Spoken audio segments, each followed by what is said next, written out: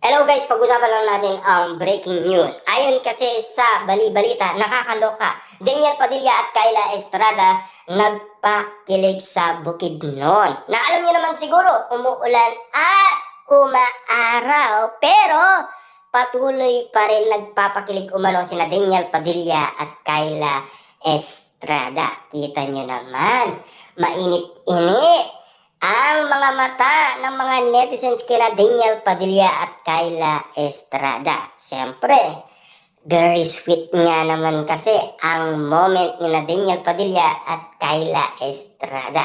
Kita nyo naman, hanggang ngayon, mainit-init sila sa mata ng mga netizens. Siyempre, alam nyo naman siguro, kahit na sinasabi nilang magjowa sila, pero wala pa naman pag-amin kina Daniel Padilla at Kyla Estrada. Siyempre, ang iniisip ng iba, kaya hindi daw umaamin yan, baka project lang. Alam niyo naman siguro, marami ng mga nakita ang iba't ibang tao, tulad ng Kat din. Hindi natin masisisi ang iba't ibang tao dahil nagpakilig din ang Kat din noon sa iba't ibang mga tao dahil pinagkaguluhan, pinagpiestahan at pinag-usapan. Pero ngayon, ang mainit ngayon sa social media, sina Daniel Padilla at Kyla Estrada, na sana katotohanan para at least hindi mabigo ang mga netizens. Kaya nga ganun na lamang ang iba't ibang mga netizens, baka mabigo lang sila sa wala. Baka matulad lang sa Kat din, na sobrang inis sila kina Catherine Bernardo at Alden Richard. Pero at least kitang-kita nyo naman siguro ang karisma at galawan Daniel Padilla na patuloy na nakikita. Kung bakit nga naman kasi minahal siya ng maraming tao at kung bakit siya sinusuportaan hanggang ngayon.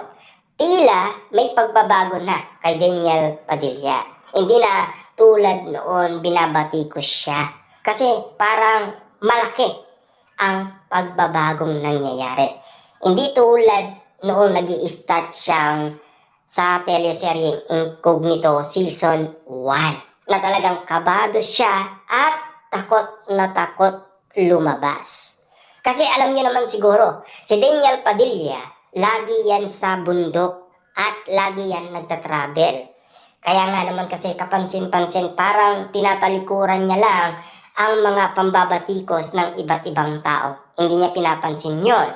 Kasi alam niyo naman siguro, sinasabi ni Daniel Padilla na hindi daw makatotohanan ang mga sinasabi ng iba't ibang mga tao tulad na lamang ng pagkakaling niya sa iba't ibang mga babae.